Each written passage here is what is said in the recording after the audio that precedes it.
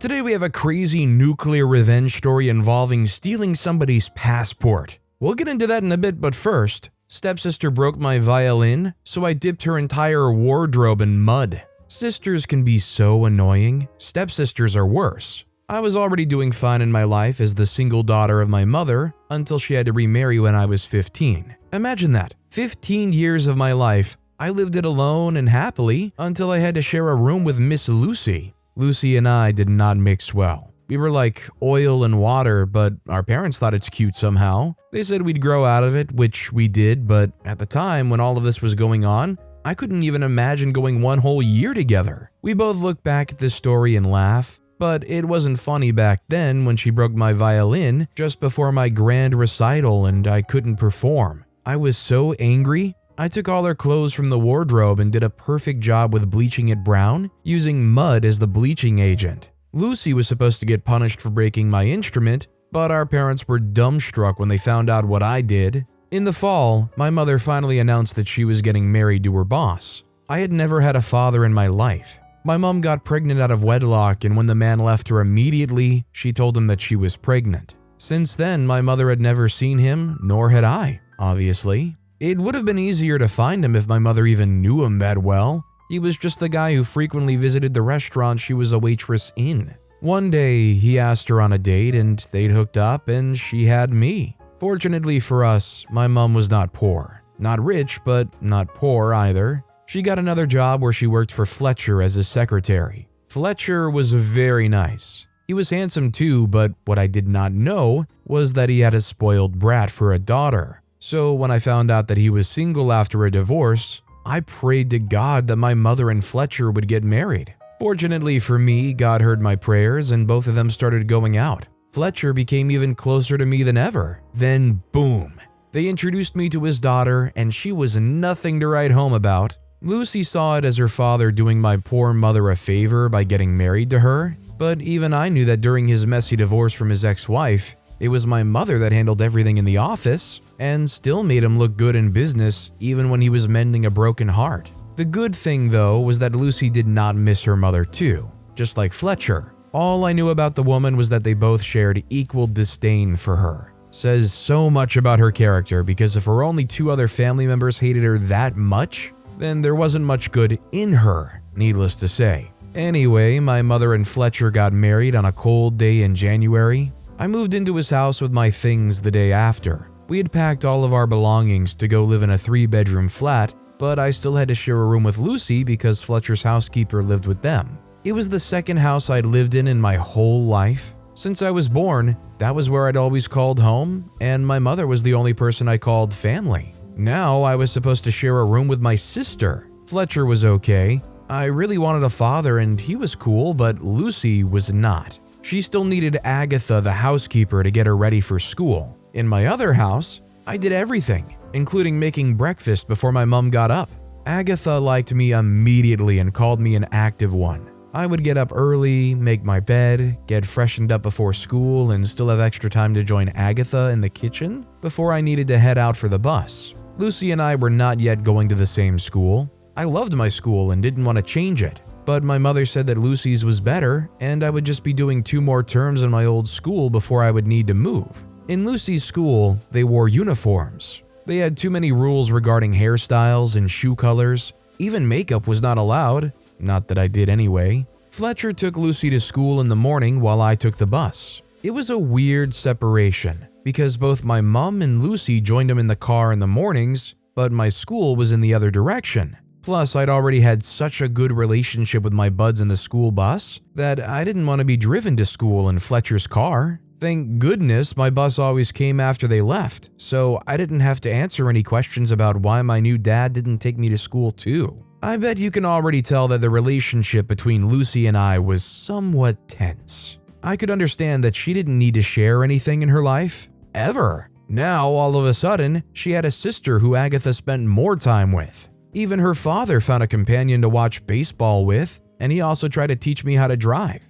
I'm not even sure if Lucy liked my mother that much when we first moved in. She became miserable, but not in the way you're thinking of it. She became a brat, really. She started ordering Agatha around and demanding things from her daddy. Fletcher always tried to be fair, so whatever he got for her, he also got for me too, which infuriated her the more. I believe Lucy started to become jealous of me. She not only had to share her father, but the things he did not have anyone to do with them. He now started seeing me as a partner. That was so obvious when he started teaching me how to drive. I was only 15, but I was talking about my age and I showed interest in it. Why? Because my mom never owned a car, and I always thought I'd need to learn how to drive from a friend and not at home. Once it dawned on me that we had a car and I could learn now just in case something happened to Fletcher in the future, I hopped on the opportunity to learn. Not that I was hoping anything would happen to my mother or Fletcher. Whenever we were out in the car, Lucy always had one thing or the other she needed her daddy for. Jealousy got the most of her. She wouldn't even join Agatha and my mom in the kitchen whenever I was with Fletcher. One day we actually fought and our parents got to hear of it. It was then that we got banned from saying your mother and your daddy. They wanted us to see each of them as both mom and dad and each of us kids. I never grew out of saying Fletcher though, because when I first met him I called him Mr. a lot, and then Fletcher said I could use his first name. We managed each other until I had something really big coming up. I'd always played the violin. It was soothing for me, and this year I joined the school band because it was going to be my final year in the school. I wanted to participate in a school thing. It was my last chance, so I brought out my violin, cleaned it, and took it to school for practice. My mother was proud of me. She always told me how her father played many musical instruments for a living. Then I registered for the recital and announced it at the family dinner. Fletcher got excited, maybe too excited, because he said that maybe I could teach Lucy some music. And that was how Lucy got up from the table and left her dinner. The next day, she had a sleepover with her friends, which I was not allowed to go to. Anyway, I practiced all day and all night with my violin, trying to get a hang of it just like I used to be before. It became my custom to play some violin after school, just to practice whatever I learned in rehearsals. Agatha loved the music, but Lucy would spend the whole afternoon complaining about the noise. I told her if it was so noisy, she could leave the house and have another sleepover. She reminded me that it was first her house before it became my house. Then Agatha heard our squabble and gave us a good scolding. I guess that wasn't enough for Lucy. We found out that the date of my recital was actually not clashing with anything Lucy's school was doing in school. So both our mom and dad decided that it will be great for the whole family to attend, including Lucy. Of course, she threw a tantrum because she was being made to come. Lucy made it clear that she would rather stay an entire day without her phone than attend my stupid violin performance. Lucy acted like she hated music so much. But the truth is that I've heard her listening to many songs, even classical songs.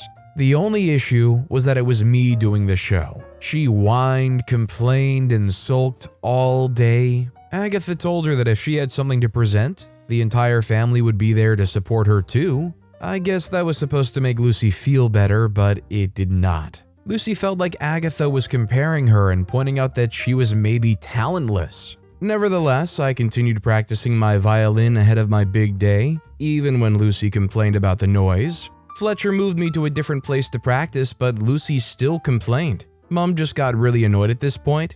Agatha ignored Lucy while she started acting up around the house. My practice was the next day, and maybe if Lucy had decided to be evil much earlier, our parents would have replaced my violin before the big day, but it was already safe in its case that evening. I'd already put it away and climbed to my bed. The next morning, I took the case without checking the violin and put it in the car to wait for Lucy to apply her last touch of makeup. She was intentionally trying to make us late, but I didn't care. Then alas, I took out my violin first thing after I got to school. All the strings were broken and so was my bow. There were marks along the neck suggesting that someone tried to break that part too, but wasn't strong enough. I ran to my mom with tears and showed her what had happened. I looked around for Lucy, and if not that Fletcher pulled her away from me, I would have given her a hard punch. Fletcher and Mom scolded Lucy while she just rolled her eyes and said that it was because I was making so much noise at home. I left them there scolding her to find out if the school had an extra violin that I could play. Turns out they didn't. Every last one had a kid assigned to it, and no matter how good I was, nobody was willing to step down to let me play. I was still crying when I went back to my family and told them I wanted to go home. I couldn't watch the performance without being on stage. My sorry parents took me home. Still upset about not getting a chance to play in my last school orchestra presentation, I ran up to my room and locked Lucy out. I wanted to hurt her so badly, just like she did to me. As I was alone with her things in the room, I thought about tearing them all, snipping them down to the last bit. But I thought about my parents and how that would be so expensive for them to buy a new wardrobe, and also how Lucy would have new clothes. I had an even better idea. I threw all of her clothes out the window, and I knew where they would land. After that, I jogged downstairs to finish the job well. No one saw me, so I was unhindered all the way downstairs. I grabbed my dad's car keys and found my way into the car. I rounded the house to where Lucy's clothes had fallen on the ground. There was a puddle that was almost dry but muddy outside. That was where I drove the car too. Lucy's clothes were directly on the puddle, and I began to drive the car on her clothes, making sure every last one of them was soaked. My mother came running outside to check who was using the car. She hauled me out of the vehicle and then drove it to the front. I continued to use my hand to dip the clothes into the last bit of mud. My mom came over to me to see what I had done. When she saw the clothes in the mud, she was tongue-tied. I just said she deserved it, and I went upstairs to my room again. Agatha and my mom took the clothes out, and the ones that were not badly stained they left at home, while the terrible ones were sent to the dry cleaners to wash. Lucy got back with Fletcher. Apparently, he's warned her about doing any other nasty thing with me, and she was supposed to apologize. But after she saw what I did to her pretty clothes, she started crying. She cried more bitterly, but all I could do was stare. Our parents had decided not to punish us further. We were both justified because the two of us had hurt each other, but I had the last laugh anyway, which made it far more satisfying. Unlike Lucy's, my pain only lasted a few days, but hers lasted for the whole holiday until our parents decided to buy us both new clothes. I'm not gonna lie, I still think OP got the short end of the stick here because it's probably a lot more expensive to get a violin repaired or replaced than it ever would be dry cleaning some clothes that got muddy. So honestly, I feel like Lucy should personally feel like they still got the better end of the deal here. OP kind of saved them from having any other real punishment because they got their clothes muddy and they had to get them dry cleaned. Our next story is, my husband cheated on me, so I stole his side chick's passport. My husband Earl and I had been married for 3 years when I started noticing his closeness to another female in his office. He would get home and talk about her so much while comparing me to her subtly. It got so bad that he didn't hide it anymore, that he was sleeping with a colleague. It messed with my mental health that I had to see a therapist where I learned to fight back by doing what I love. Or he called it finding peace in something else. Something else that satisfies me. At first, I searched for what that would be. I tried going to get my nails done or a massage like he suggested, but all those were too mundane for me to find peace in. I tried reading, jogging, joining a women's club. All that did was remind me of the pain of Earl's cheating. No need to go over the details of how I worked myself into this new pleasure, but when I found out the secret to getting my back after one of those moments Earl came back to talk about his work colleague, I could never stop. It was by getting him back in one way or the other, by hiding something of his. When we had a fight about him always staying too long at work and not coming home early to at least prepare dinner, when he knew I had a long night shift, he started again with the Carolina doesn't nag, that's why she's better than you. Carolina this, Carolina that. The name irked every cell in my body. When this man was getting married to me, he told me that I was the most beautiful girl ever, and he would never even notice anyone else with me by his side. I was foolish for believing. Well, I couldn't make a fool of myself now. We were classic people of society and highly looked up to, both as a model to younger people and as an envy to our age group. I also couldn't make a fool of my husband. It would ultimately backfire on me. So I had to do something more elusive while enjoying my short span of victory. The next day after we had the conversation about his coming home late, I wore my gym clothes and headed out for a morning jog. When I got back, Earl was frantically searching for something. He was fully suited up in his work clothes, looking as smart as ever. I asked him if I should make breakfast for him. He just looked over at me and then hissed. A couple of minutes after he gave up searching, he came to ask me for his car key. stretching out his hand and demanding rudely. I honestly said that I didn't know where it was. I wasn't lying. I mean, I knew it was nowhere in the house because when I went on my jog, I handed it to a lady that does morning workouts with me. I didn't know where she had placed it. Maybe it was in her kitchen somewhere. Maybe she had dug a hole in the ground and buried it there. I genuinely did not know what had happened with the key, but I knew it was nowhere in the house,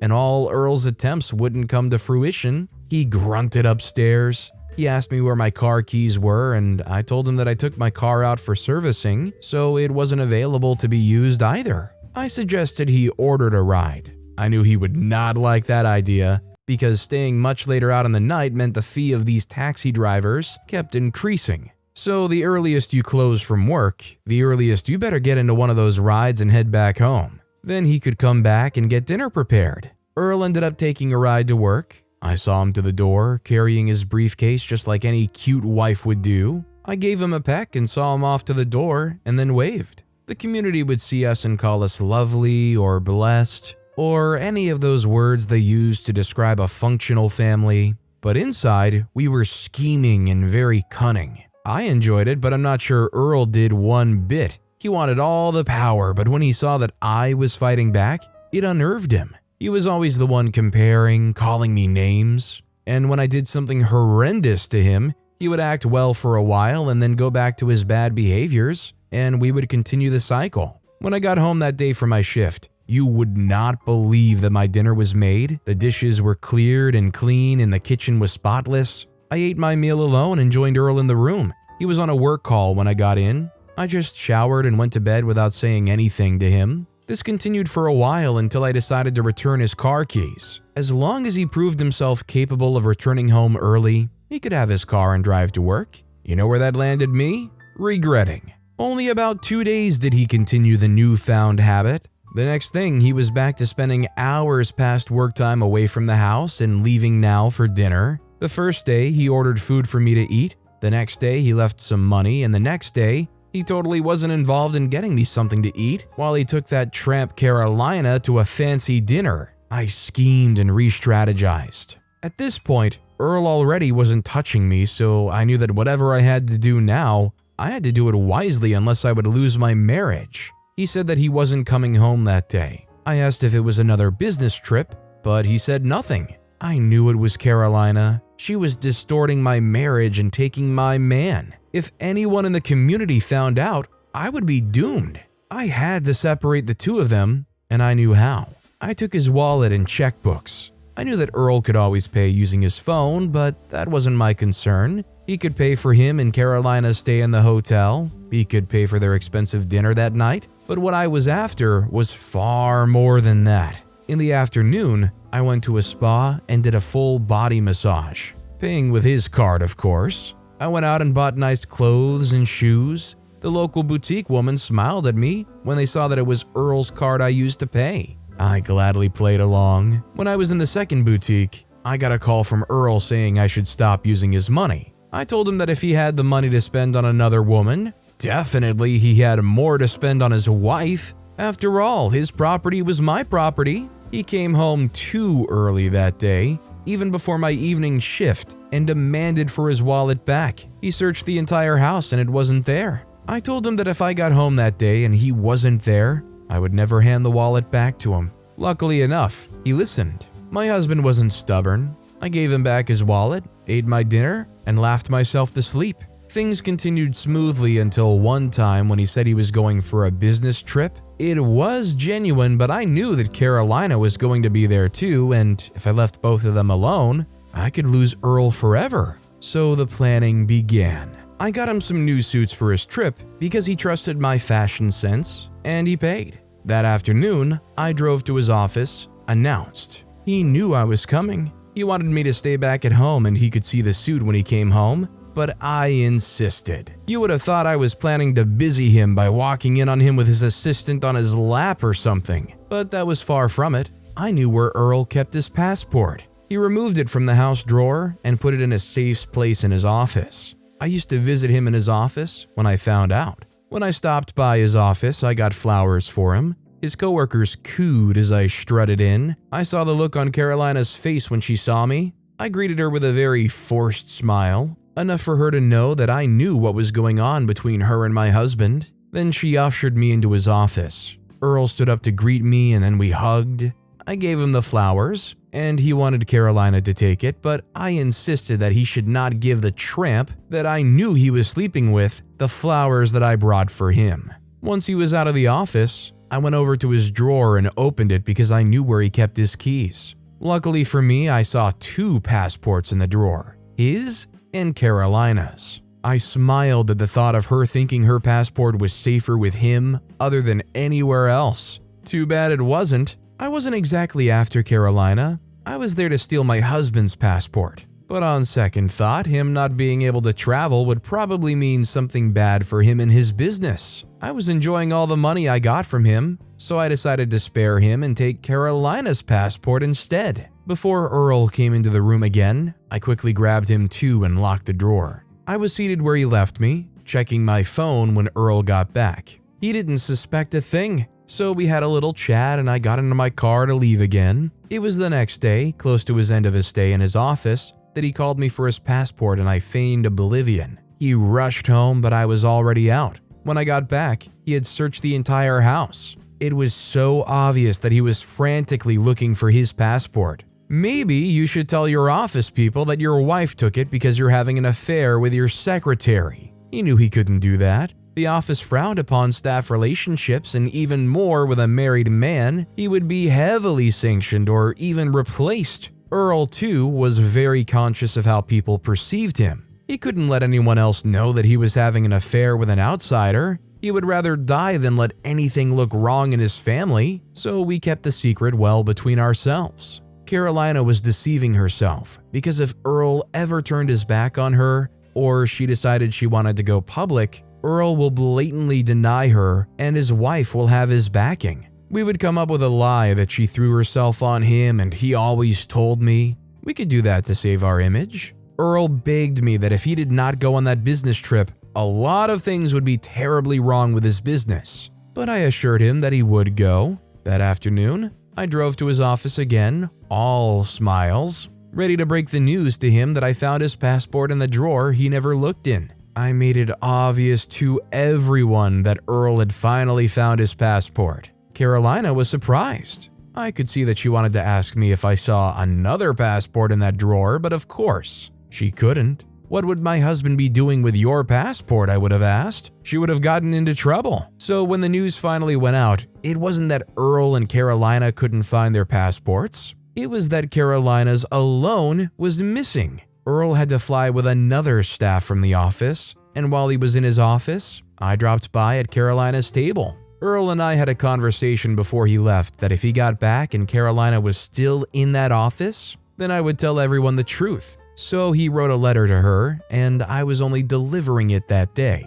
I stayed till she had read it all, and then smiled and collected the paper back. I had her know that it was written and signed by Earl, and there were threats in it. I was also ready to fully back my husband up in this one. So if she knew what was good for her, she was going to quit that job and leave that place, and never speak to Earl again. So apart from stealing her chance to travel with Earl, I also got them to never see each other again. I helped Carolina find another job in another city and paid her rent for a year until she found her footing, just because I felt sorry for the poor thing. As for my husband, he lived to fight another day. When he got back, I had him know that Carolina had received his message, and she is very fine without him. I enjoyed all my back and forth with Earl, and I enjoy how I always get my revenge on him. 2 things. First of all, did Carolina get her passport back? And secondly, despite the fact that OP doesn't want to get disgraced or look bad,